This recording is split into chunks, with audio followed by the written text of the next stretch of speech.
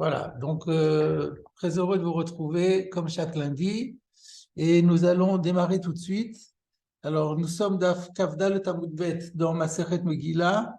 La dernière fois, nous avons vu que Rabbi Chia avait un défaut de prononciation. Il ne savait pas prononcer le ch. Le ch, il prononçait he.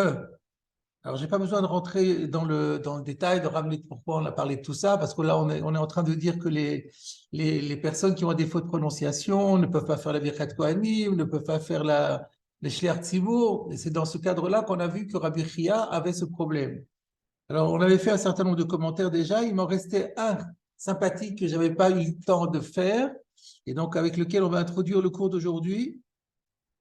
C'est dans la Masechet Moed Katan, Daftet Zayin Amud Bet, il y a un commentaire du Ben Yoyada, c'est le Ben Ishraï, donc dans son commentaire sur la Gemara, qui rapporte un Talmud de Jérusalem qui dit la chose suivante. Rabbi Chia, donc on parle justement de Rabbi Chia, Al le Dourplan, il est arrivé dans un endroit particulier, un endroit donné, on ne donne pas le nom de l'endroit, Atuv Amroulé de Kamezalzele Bishvini Atzeret. Alors, on est venu lui dire que dans cet endroit où il venait, les gens négligeaient la fête de Shmini Atzeret. En lui disant, vous devez intervenir, il faut faire quelque chose. Qu'est-ce qu'il a fait? Natal Pitka, il a pris un morceau de papier, le Katavale, et il a écrit dessus, Bayom Hashmini Atzeret Elachem, il rapportait le verset qui dit le 8e jour, ce sera une fête de clôture pour vous. Bayom Hashmini Atzeret Elachem, Al Tikre Tiye et la Tichye. Il ne faut pas lire Tiye, ce sera pour vous, mais Tichye, tu vivras. Et il explique Yelachem Arichut Yami, sous-entendu, en observant scrupuleusement la fête de Shmini Atzeret, vous bénéficierez de la longévité. Yelachem arichut yamim. Tiye, tichye. Voilà ce que dit le Yerushalmi. Et alors, le Ben Yoyada dit que les commentateurs du Yerushalmi se posent la question de savoir pourquoi il a eu besoin de mettre ça par écrit. Il aurait pu leur faire un discours, il aurait pu réunir toute l'assemblée et leur dire ça dans un discours solennel. Pourquoi fallait-il qu'ils mettent ça sur un bout de papier? Et ils ont expliqué très subtilement, parce que lui, Rabbi Chia, il savait très bien qu'il avait un défaut de prononciation et que quand il y avait un chet, il le prononçait hey. Alors donc il s'est dit, si je leur dis à l'oral ce que je veux leur dire, ils vont rien comprendre. Parce que qu'est-ce que je vais leur dire? Ne lis pas tiye, mais tiye. Ce qui ne veut pas dire tichier. Alors, ne lis pas tiye, mais tiye. Ils vont rien comprendre. Donc c'est pour ça qu'il était obligé de mettre ça par écrit. Donc c'est une illustration assez amusante du fait que comme il ne savait pas faire il savait pas prononcer le ch, alors il a dû mettre ça par écrit pour que les gens comprennent tirchier. Voilà, ça c'était la première introduction à notre cours. Et maintenant, on va poursuivre la Gemara là où nous l'avons laissée. Donc, nous reprenons dans la Gemara, Daf, Kavdalet Amud Bet, c'est vers le bas de la page, vous pouvez compter à partir de la Mishnah, vous remontez 3, 4, 5, 6, 7 lignes. 7 lignes avant la nouvelle Mishnah, et en fin de ligne, vous avez Amaravuna. Ravuna a dit Zbalgan lo yisa et kapav. Quelqu'un qui est Zbalgan, n'a pas un Kohen qui est Zbalgan, n'a pas le droit de faire la Birkat Kohanim. Alors, se pose la question, mais ça veut dire quoi Zbalgan? Rashi, c'est un mot évidemment qui est très rare dans la Gemara. Regardons Rashi. Rashi dit Zbalgan Einav Zolfot Dim'a. C'est quelqu'un qui a un problème oculaire et dont les yeux coulent des larmes, font couler des larmes. Il y a des larmes qui n'arrêtent pas de couler de ses yeux. Donc ça fait partie de cette sorte d'infirmité. On était dans la Sougia qui disait que lorsqu'un Kohen est porteur d'un défaut physique, il n'a pas le droit de faire la Birkat Kohanim parce que les gens vont le regarder, vont regarder ses mains, et on n'a pas le droit de regarder les mains du Kohen, et puis ça va les distraire. On a vu qu'il y avait différentes explications. Et donc là aussi, comme il est Sbalgan, si on a affaire à un Kohen dont les yeux n'arrêtent pas de larmoyer, eh bien, les gens vont le regarder et ils vont pas se concentrer sur la bénédiction. Ça, c'est le pshat de Rashi. Alors, il est intéressant de savoir, le Ritva donne la même explication que Rashi. Par contre, le Rambam, dans son Mishneh Torah, il explique... Pardon? Monsieur le rabbin, Oui. monsieur le rabbin, mais quand il va faire son Birkat Kohanim, il a le talit sur la tête, on ne va pas voir ses yeux larmoyants. Comment ils vont se laisser distraire par... Eh ben, c'est pas tout le monde qui avait le talit sur la tête. Sur la tête. Ah. Et puis, même s'ils avaient le talit sur la tête, c'est pas sûr qu'ils allaient. Quand si on met le talit normalement sur la tête, mais pas comme font les Kohanim aujourd'hui, où ils le font pour couvrir les mains Ils aussi. cachent leur visage. Ils cachent complètement, même les mains sont cachées. C'est ça. C'est pour ça qu'ils font remonter le talit tout au-dessus pour que le talit recouvre complètement l'ensemble du corps. Donc ça, on avait vu effectivement que si le minag dans la ville est d'être constamment couvert, alors dans ce cas-là, le din change. Ça, on l'avait vu. Par contre, s'il est le seul à se couvrir, alors que les autres Kohanim ne le font pas, donc les gens vont le regarder à cause de ça. Et à ce moment-là, ça pose quand même problème. Ils vont se distraire. Ils vont se distraire parce que voilà. Alors c'est vrai que les mains, ils les verront pas. On avait dit que c'était ça la nafkamina entre le pshat de Rashi qui disait qu'on ne peut pas regarder les mains. Alors s'ils sont couverts avec les mains, ça devrait être permis. Mais comme l'explication qui est retenue dans la halakha, c'est celle de Tosfot au nom du Yerushalmi, que les gens vont pas se concentrer. Voilà aussi, ils vont pas se concentrer parce qu'ils vont voir ça. Maintenant, voilà. Donc c'est vrai que si l'habitude est dans la Keïla, c'est d'avoir la tête complètement couverte et qu'on ne verra pas les yeux pleurer, alors là, il n'y aurait pas de problème, effectivement. Mais on ne parle pas de ça. Alors j'étais en train de vous dire que le Rambam a une autre explication sur ce mot Zbalgan, et il explique Rir Yored al-Zekano Besha'a Shemedaber. Il y a de la bave qui descend de sa bouche sur sa barbe au moment où il parle. Des fois, il y a des gens qui parlent comme ça et ils bavent en même temps qu'ils parlent. Et ça, évidemment, c'est pas très joli et ça attire l'attention. On verra plus tard quand le Shulchan Aruch possède les deux explications et il donnera les deux cas. Il dira si un Kohen a les yeux qui larmoient ou s'il a de la bave qui descend de sa bouche quand il parle, eh ben, il ne peut pas faire la Birkat Kohanim. Alors, on continue la Gemara. La Gemara demande Ve'a hahu de hava b'shivevute de Ravuna. Mais pourtant, il y en avait un Kohen, qui habitait au voisinage de Ravuna. Ve'ave Paris Yadeh. Et lui, il faisait Birkat Kohanim.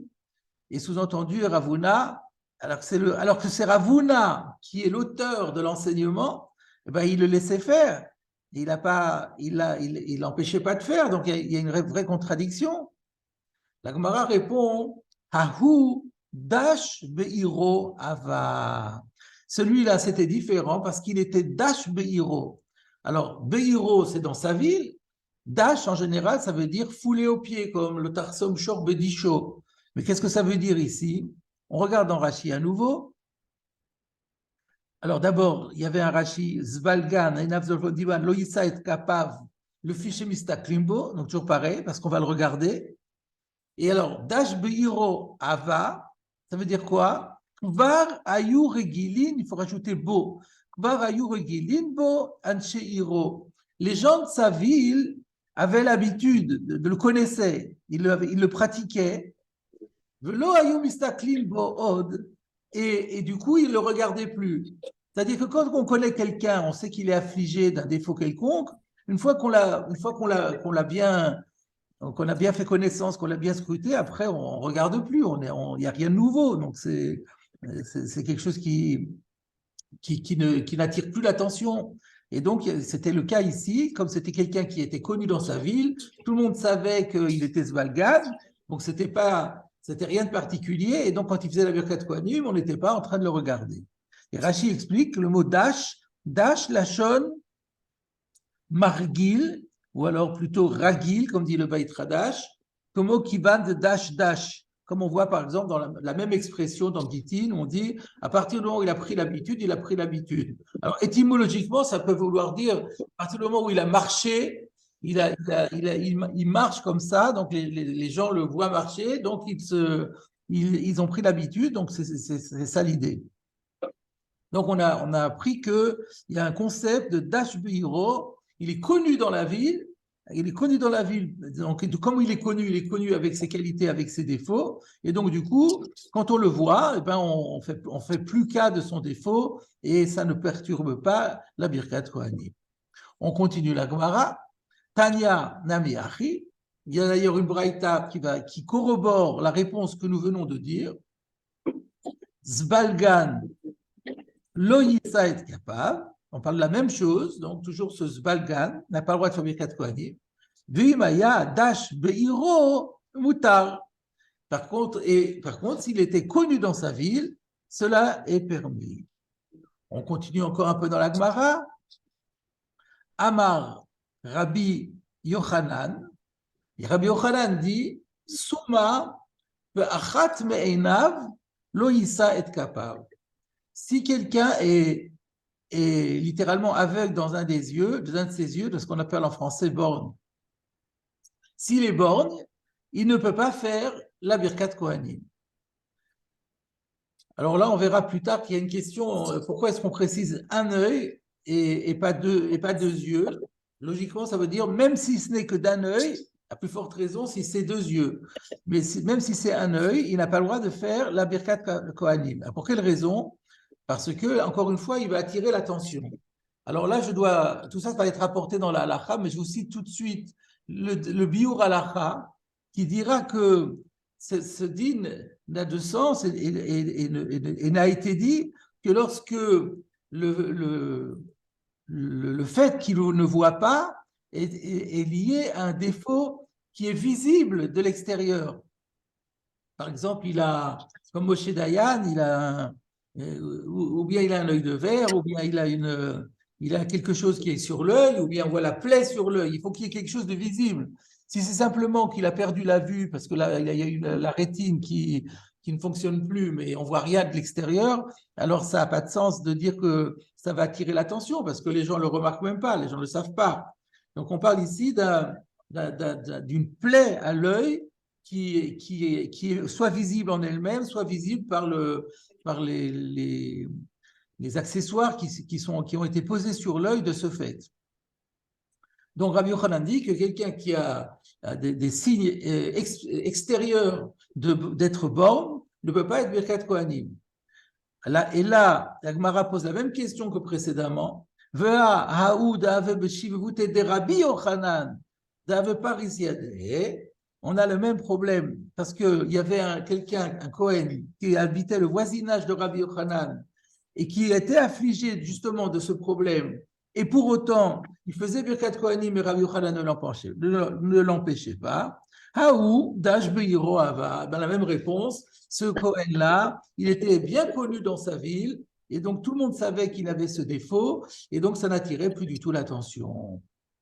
Et pour conclure ce sujet, Tanya, Nami Achi, il y a encore une braïta qui va dans le même sens, exactement comme pour Avouna, on avait trouvé une braïta qui appuyait le cas du Zbalgad, et bien là on va trouver une braïta qui appuie le cas du Souma. Souma, Bachat Me'enav, Lo Yissa et Kapav, Vima Yadash Be'iro, Mutar. Donc quelqu'un qui ne voit pas d'un de ses yeux n'a pas le droit de faire Birkat Kohanim, mais s'il est connu dans sa ville, cela est permis. Voilà donc une Gemara qui paraît donc très simple, et vous allez voir qu'il y a quand même pas mal de choses, de commentaires à faire. Alors la première question que certains mefarshim ont dit, c'est pourquoi il y a écrit Dash Be'iro et non pas Dash Be'ir. Alors, je vais vous citer le Shulchan Aruch qui répond à cette question.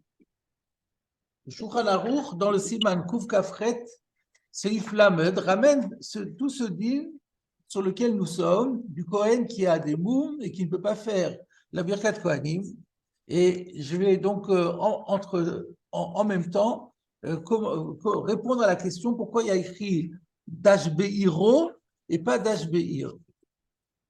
Shulchan Aruch dit comme ça, Mi sheyesh lo moum befanav ou beyadav, si un Kohen, on est dans les Lchot de Siyat Kapaim, on est déjà au Suif Lamed, si un Kohen est affligé d'un moum sur la figure ou sur les mains, Kogon she'em boakaniot, ou akumot, ou akushot, on avait vu que boakaniot, ce sont des taches blanches comme des lentilles sur la main, ou bien si les mains sont tordues d'une certaine façon. C'est d'ailleurs le Roma rajoute boakaniot perouche min negalavan. C'est ce que dit le Roma, que boakaniot, ça veut dire qu'il y a une sorte de plaie blanche. Et Rashi Perash lentol, Rashi avait dit des lentilloses. Akumot kfufot, akumot ça veut dire qu'ils sont repliés, akushot elles sont tordues sur le côté. Bref, Loïsa est capable, on n'a pas le droit, le Kohen n'a pas le droit de faire la Birkat Kohanim, parce que le peuple regarde. Et donc c'est là que le Mishnah Berurah dit, et il ne va pas se concentrer. Vehuadin, le Misheshmumin Beraglav. Et d'ailleurs, ce n'est pas seulement les mains et le visage, c'est valable aussi pour les pieds. Bemakom Sheolim Ladoucha Belobate Shokaim. Si on est dans un endroit où les Kohanim, quand ils font la Birkat Kohanim, ont les pieds nus. Parce que s'ils ont les pieds dans des pantoufles ou des choses qui referment le pied, donc on ne voit pas le moum, donc il n'y a pas de problème. Et maintenant, regardez la suite. Riro Yored Azekano Osheenav Zolfot Dim'a.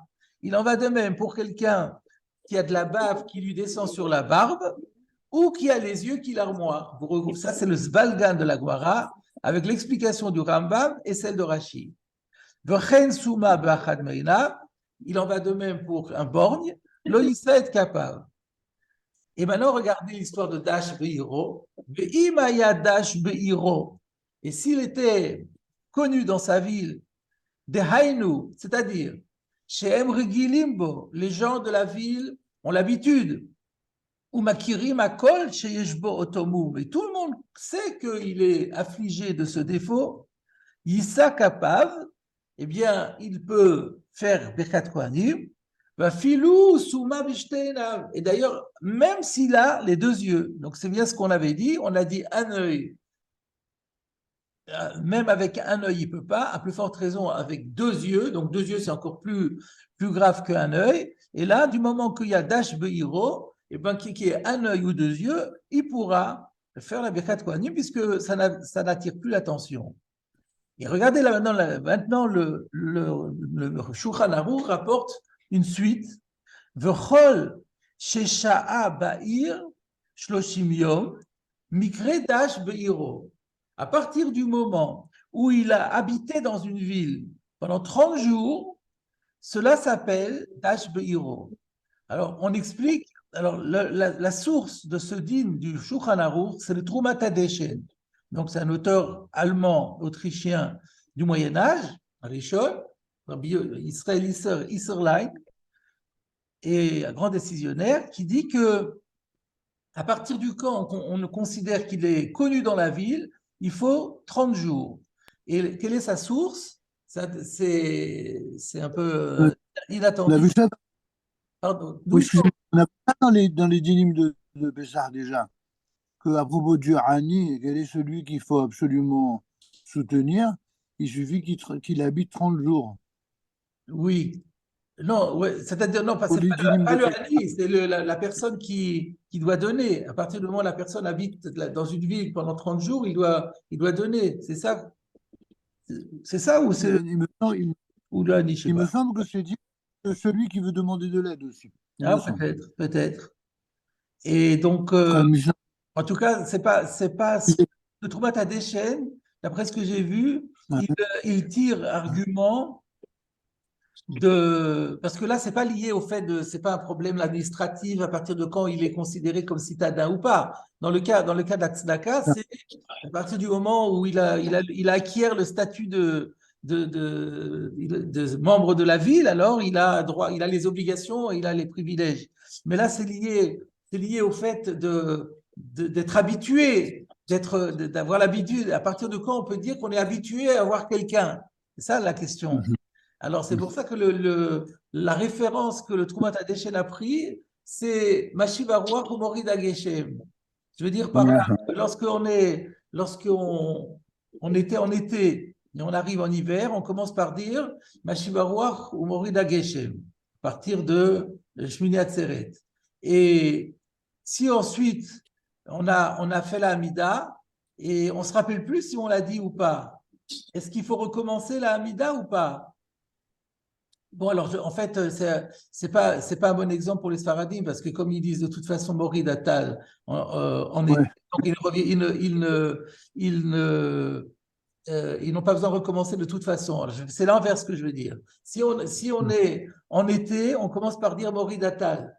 Si on dit Morid Ageshem en été, là, il faut recommencer la Hamida. Alors, donc, à partir de Pessah, on commence à dire Morid Atal.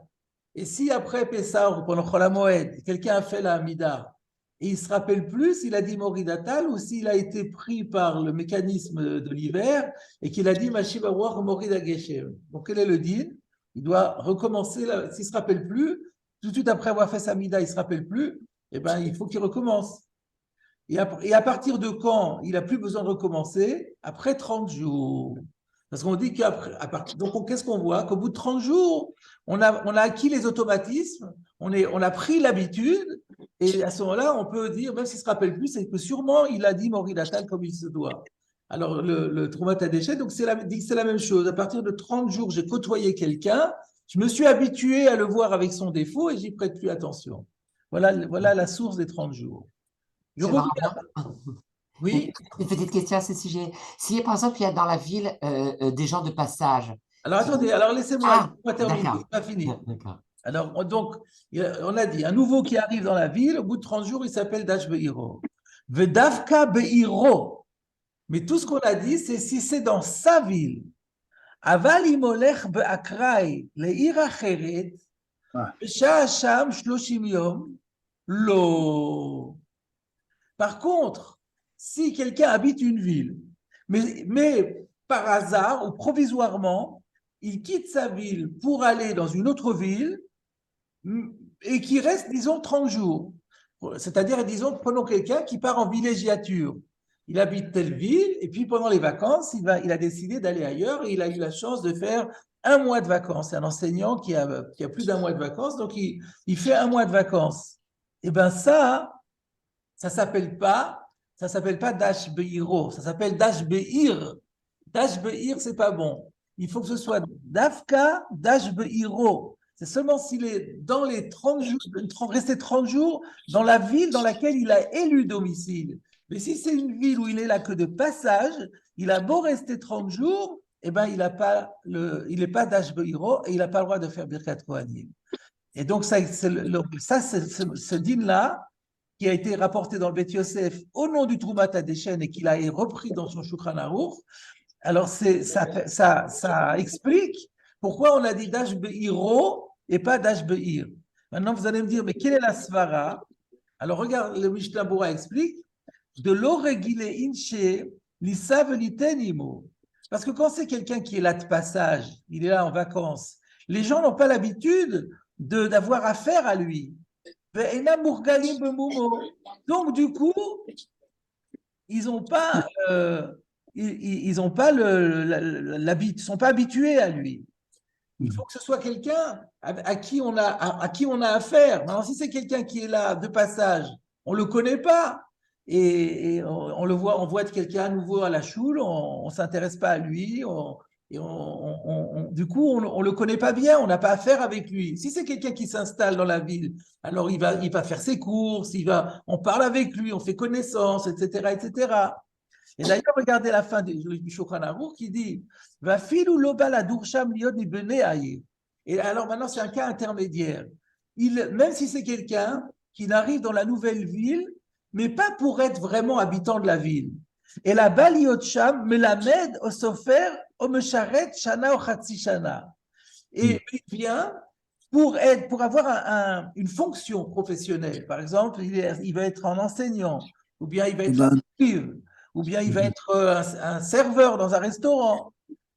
Alors, une année ou une demi-année, là, en 30 jours, ça suffira. Pourquoi? Parce que comme c'est quelqu'un qui vient pour assurer une fonction, donc du coup, les gens vont avoir affaire à lui exactement comme s'il avait décidé de s'installer là-bas définitivement. Mais si c'est quelqu'un qui est de passage, sans aucune fonction, il est là en vacances, là, les gens le connaissent pas de manière aussi serrée, et donc ils sont pas nécessairement même si on voit quelqu'un à la synagogue, on parle avec lui un petit peu, c'est pas pour autant qu'on va remarquer qu'il est affligé de tel ou tel défaut, et c'est donc pour cela que il n'aura pas le droit de faire la Birkat Kohanim. Alors, je complète. Donc, on voit ici que j'avais posé la question pourquoi il y a écrit Dash Be'iro et pas Dash Be'ir. Et bien, d'après le Troumat Hadeshen rapporté dans la Halakha, c'est très important parce que c'est seulement s'il est dans sa ville où il travaille, où il est installé, c'est là qu'en bout de 30 jours, on dit que les gens le connaissent bien, ils connaissent tous ses défauts, ils ne s'intéressent plus à lui. Enfin, ils s'intéressent à lui, mais ils ne s'intéressent plus à ses défauts, ça ne va pas attirer leur attention, mais que s'il est là de passage sans avoir une activité professionnelle claire, et ben dans ce cas-là, les 30 jours ne servent à rien. Et c'est pour ça qu'on a dit Iro et pas Ir. Alors, cela dit, le Biur Halacha rapporte Ayen b'magen Avraham, chez Vidat Abach, chez Cholek Bazé. Le Baït Hadash n'est pas de cet avis. Lui, il trouve que non, Iro, Ir, c'est pareil, et que même si on est là de passage, les gens, au bout de 30 jours, vont le connaître aussi. Alors, quelle est la halakha finalement? Veine, alevush, ve'olat tamid, ve'apri chadash, u'sharei acharonim, kulam iskimu le dat hashulchan aruch. Donc, on a le Rov Acharonim, le levush, le olat tamid, le pri chadash, les autres acharonim, et le Romain n'a rien dit non plus. Ça, c'est moi qui rajoute. Donc, tout le monde est d'accord avec le Shulchan Aruch. Donc, on fait, oui, la différence entre Iro et Ir. Ou Bechaye Adam, vous savez que le Chaye Adam a un statut de Posek Batra, donc on fait souvent la lacha comme lui. Kataf ke enacha abeze. Il a fait une sorte de compromis entre les deux avis. De quelle façon?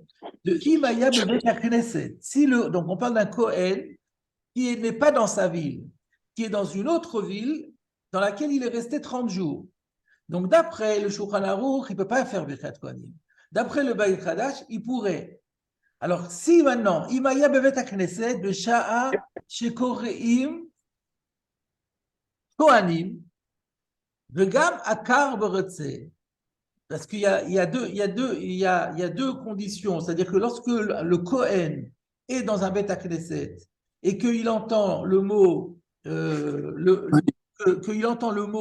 Kohanim, il a une obligation. S'il ne répond pas à l'incitation de faire Birkat Kohanim, il est ouvert la mitzvah tassée. Et il faut bien sûr que, sauf s'il n'a pas bougé les pieds à partir de Retsé. Alors ça, s'il a rempli les deux conditions, au moment de Retsé, il a commencé à s'avancer vers le Echal pour faire la Birkat Kohanim. Et il a entendu le Chazan qui a dit Kohanim, Am Kedosher HaKa'amur. Là, on rentre dans un problème, parce que si on dit, il doit sortir, parce que la halakha est qu'il n'a pas le droit de faire, parce que les gens vont regarder, d'après le Beit Hadash, il est ouvert à Issur Torah. Alors, entre l'enjeu que d'après le Shulchan Aruch, c'est un Issur de Rabbanan, de peur que les gens vont regarder, c'est pas Issur d'Oraïta. Par contre, après le Beit Hadash, c'est un Issur d'Oraïta. S'il n'y va pas. Alors, il vaut mieux dans ce cas-là majorer, tenir compte du chachach du Beit Hadash, et dans ce cas-là uniquement, il pourra faire la Birkat Kohanim. Mais sinon, en principe, il faut qu'il sorte avant Retsé, et comme ça, il n'aura pas à entendre Kohanim, mais il n'aura pas à bouger pour Retsé, et dans ce cas-là, il sera Yotzé d'après le Shulchan Aruch. Voilà donc première règle que que je voulais donc vous citer, c'était cette notion de dash beiro. Donc, on a bien réglé ça maintenant.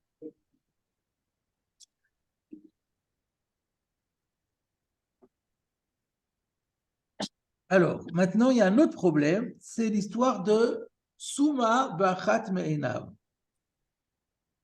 Alors, le Ritva écrit Avad Suma Gamour. La question est de savoir pourquoi on a dit, donc je rappelle ce qu'on a vu dans la Gemara, que Rabbi Yochanan a dit, et après la Braïta l'a répété, Suma Bachat Me'enav lo Yisraet Kapab. Que un borgne ne peut pas faire Birkat Kohanim. J'avais posé la question, pourquoi tu parles du borgne et qu'en est-il de l'aveugle? Alors j'avais dit, à plus forte raison, si même d'un œil, il peut déjà plus qu'à faire les deux yeux. Alors, le Ritva écrit, par contre, Aval Suma Gamour, Lo Chazi le Nesiut Kapaim, Afilu Dash Beiro.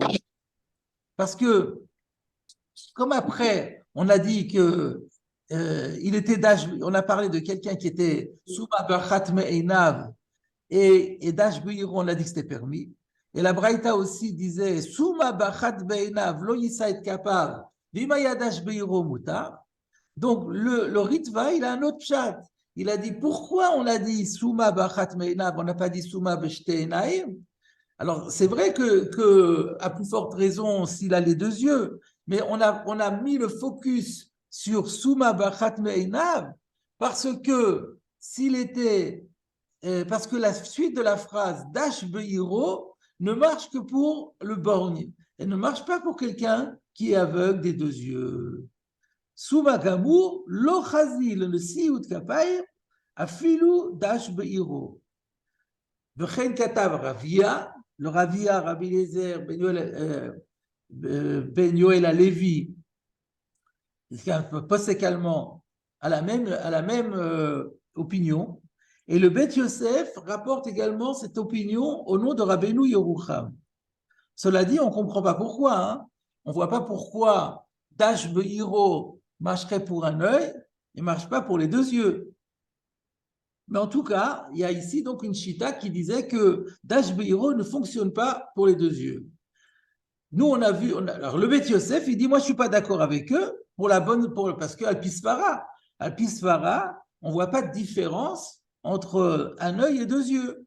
Et tout à l'heure, quand je vous ai cité le Shulchan Aruch, je vous ai bien cité que le Shulchan Aruch avait bien dit, je reprends encore, il avait bien dit, Lo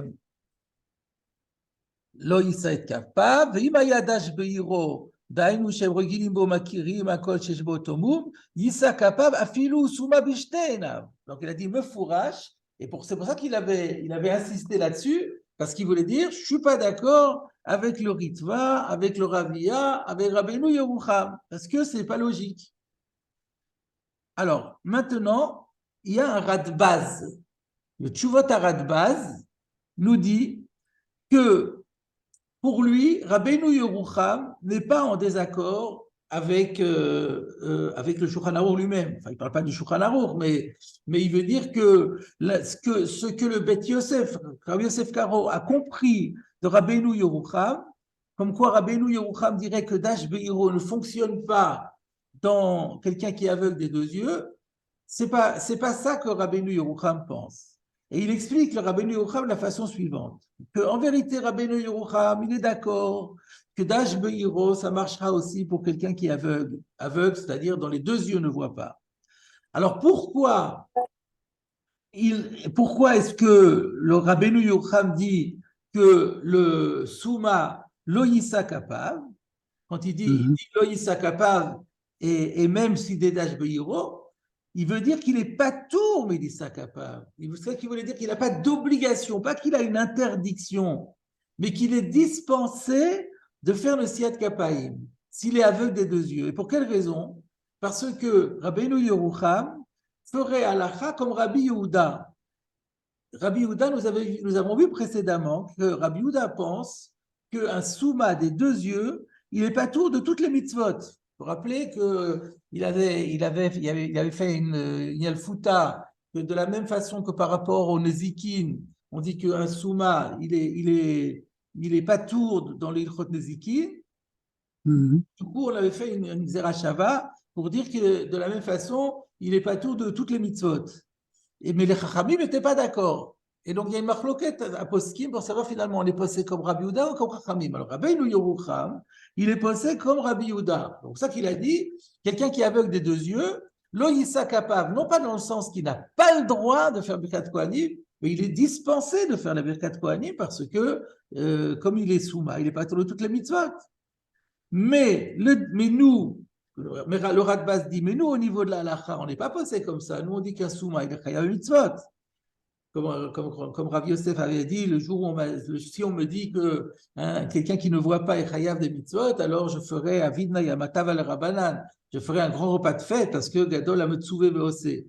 Donc nous, on est posé comme ça, que le souma, il est chayav. Donc à partir du moment où il est chayav des mitzvot, il est chayav de Messiat Kapaim. Se pose le problème du mot. Alors, s'il n'est pas connu dans sa ville, alors là, il n'aura pas le droit de faire. Mais s'il est Dash Beiro, il aura le droit de faire. Donc, voilà ce que dit le Radbaz.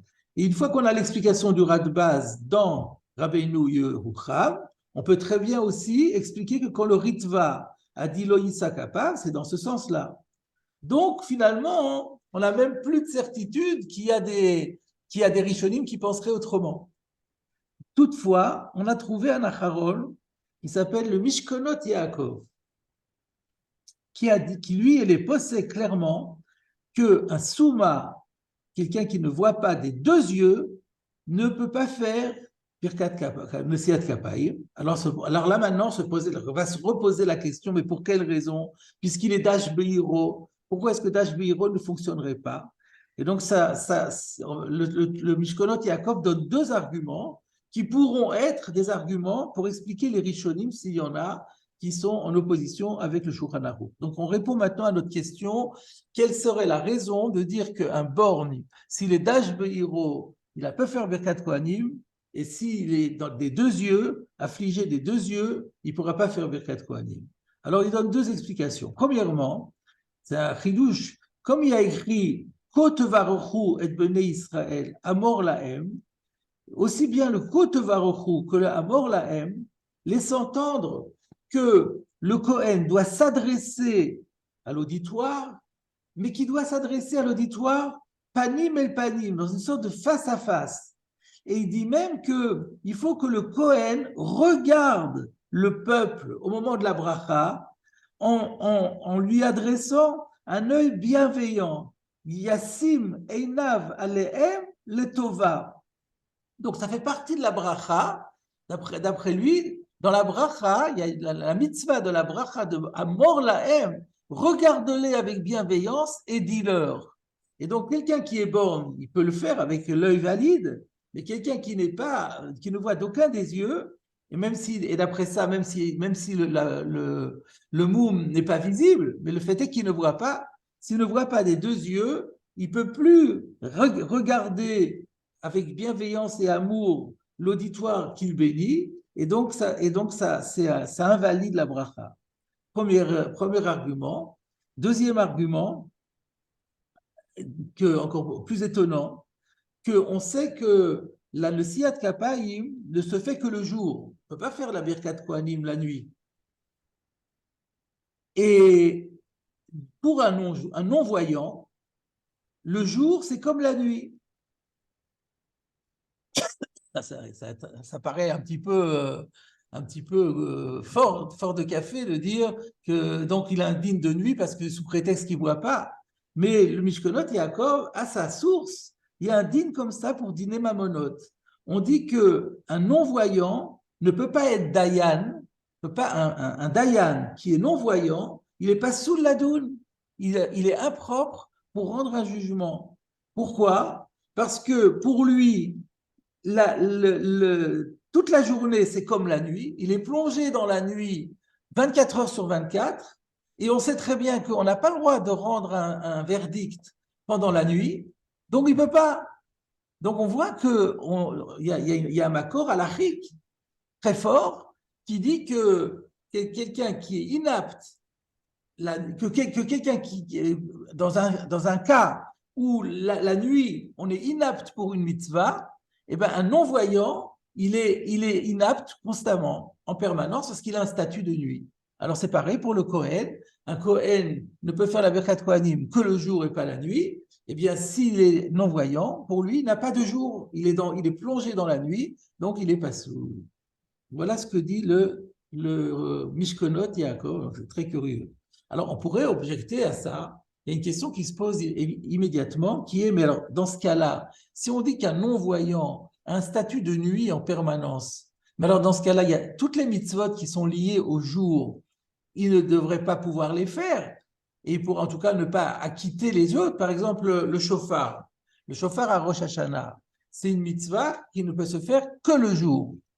Et pourtant, un non-voyant a le droit, non seulement il a l'habitude et le devoir d'écouter le shofar, mais on autorise même un non-voyant qui sonne du shofar à acquitter une communauté tout entière.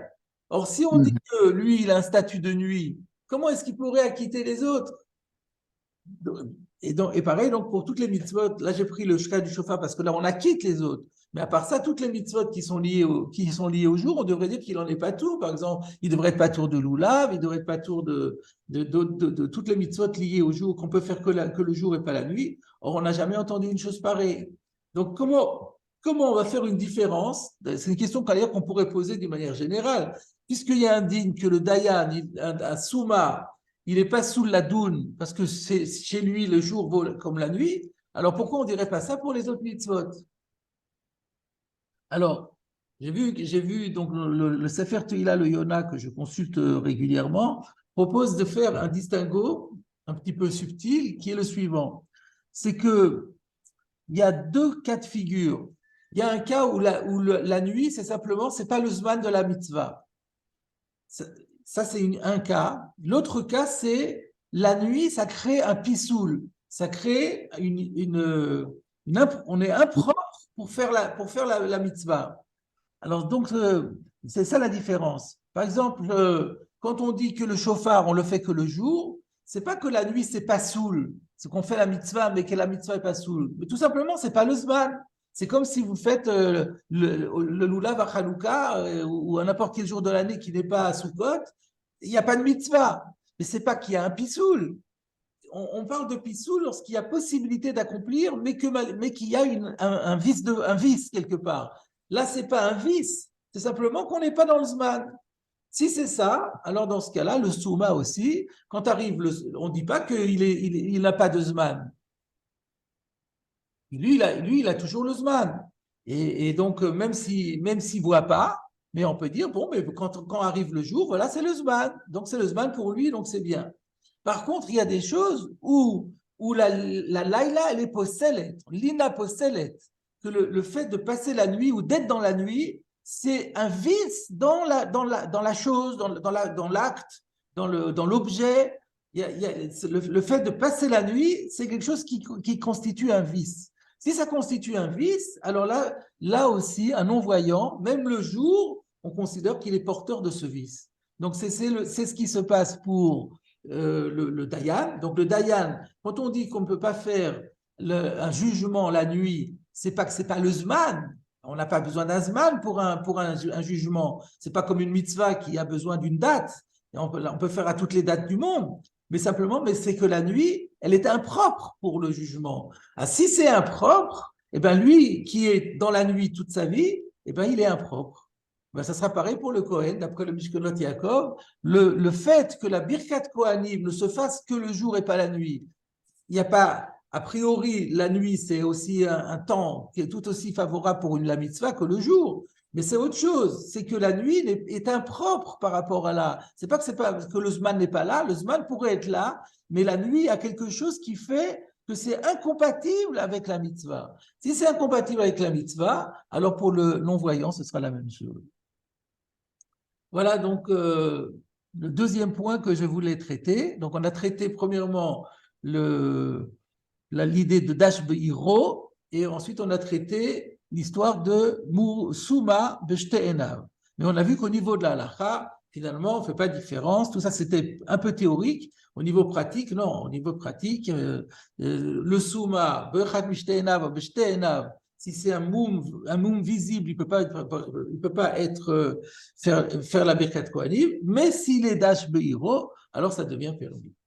Maintenant, nous allons étudier un Tosfot, le deuxième Tosfot de la page, Dibur Amatril, Imaya Dash Be'iro, Mutar. Toujours sur ce qu'on vient de voir dans la Gemara. Tosfot nous dit, Vafilu bemoumin shebeyado. Parce que dans la Gemara, on a trouvé Dash Be'iro dans deux cas. Le premier cas, c'était Zvalgan. Le deuxième cas, c'était Suma Bachat Me'inam. Qu'en est-il des moumim à proprement parler? Ceux dont on avait parlé dans la Mishnah, Kohen Shesh Beyadav Moumin. Ça nous dit c'est la même chose.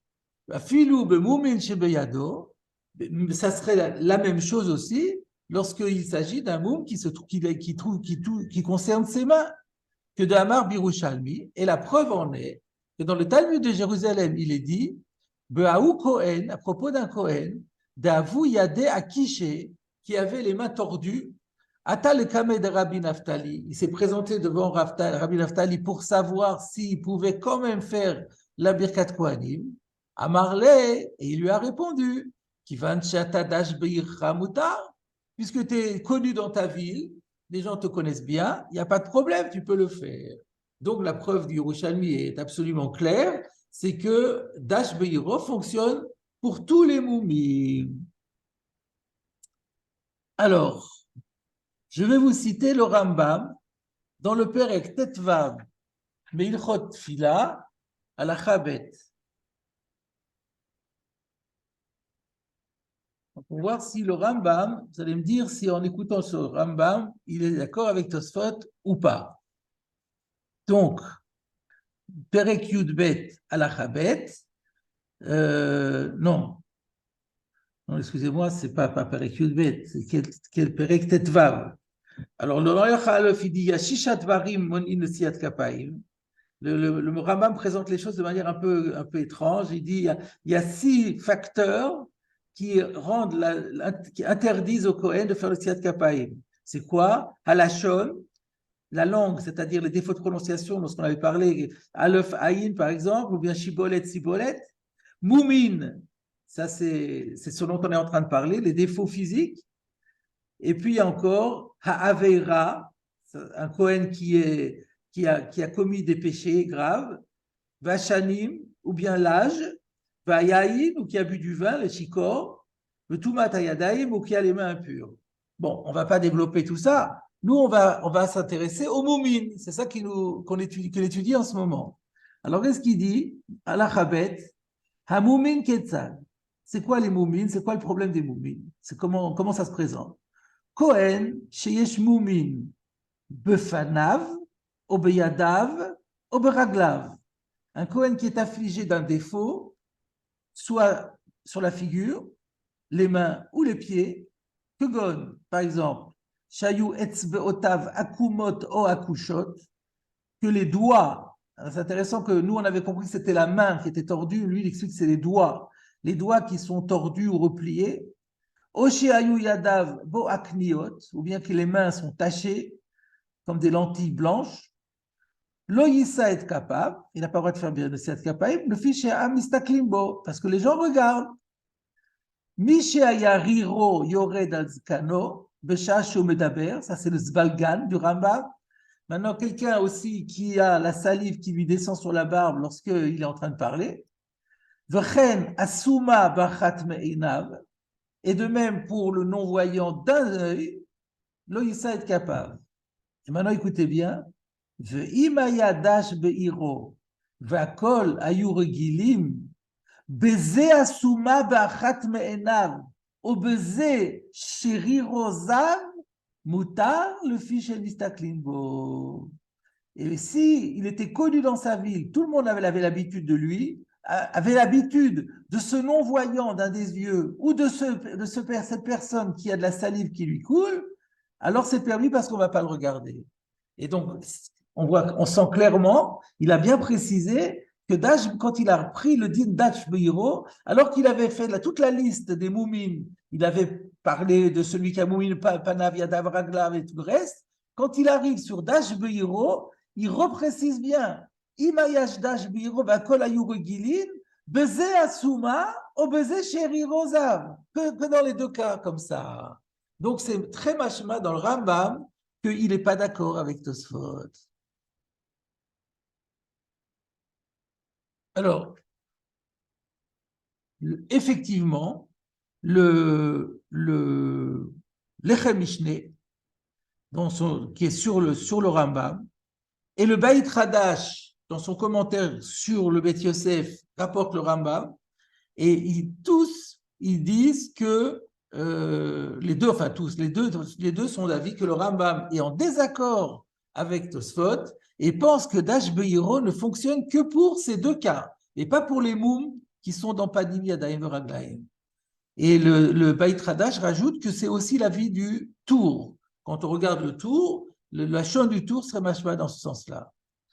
Et le Lechem Mishneh et le Bach, d'ailleurs, à l'appui du Rambam, disent que le Rambam a raison, parce que le Lachon de la Gemara montre clairement que c'est seulement dans ces deux cas-là qu'il y a écrit Dash Beiro. Je l'ai fait remarquer tout à l'heure que les deux braïtot qui parlent de Dash Beiro, l'une précise qu'il est Sbalgat, l'autre précise qu'il est Souma Bachat Mishtena. Mais à aucun moment on ne dit qu'il a d'autres moumim. Donc c'est machma que pour les moumim, il n'y a pas. Et donc, alors, peut-être ce qu'ils veulent même dire, mais Tosfot a rapporté à Yerushalmi, mais ce qu'ils veulent dire, c'est que probablement que le Rambam considère que le Bavli n'est pas d'accord avec le Yerushalmi. Et donc, quand il y a une machloket entre Bavli et Yerushalmi, on fait halakha comme le Bavli. Donc, voilà la question que nous avons, nous. Est-ce que le din de Dash Beiro marcherait pour les moumim? Alors, tout à l'heure, quand je vous ai cité le Shulchan Aruch, par contre, lui, il ne fait pas de différence. Donc, le Shulchan Aruch n'est pas du même avis que le Rambam, en l'occurrence. Alors, maintenant, la question qui se pose, c'est, mais comment on va comprendre la chita du Rambam?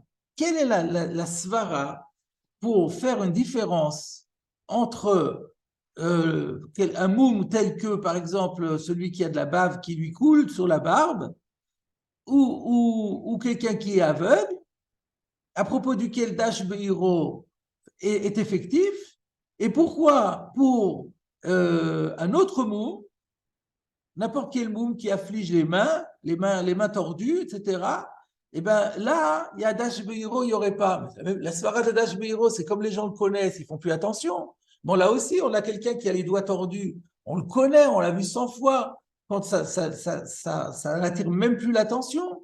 Alors, pourquoi est-ce que ça ne fonctionnerait pas? Voilà, ça, c'est vraiment une question difficile. J'ai vu que le Itouré Megillah de Rav Pashkes, il essaye de donner un pshat, mais ça rentre très mal, à mon sens, dans les mots du Rambam, donc je ne vous en parle même pas.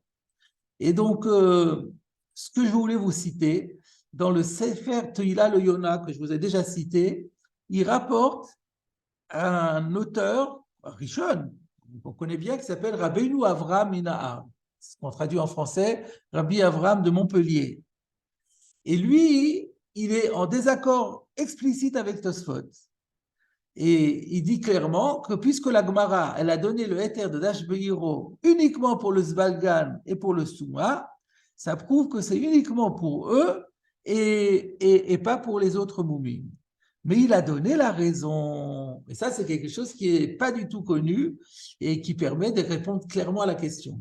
Il écrit comme ça, que la svara de Dash Beiro ne marche que lorsque c'est un moum, un défaut qui est courant chez les gens.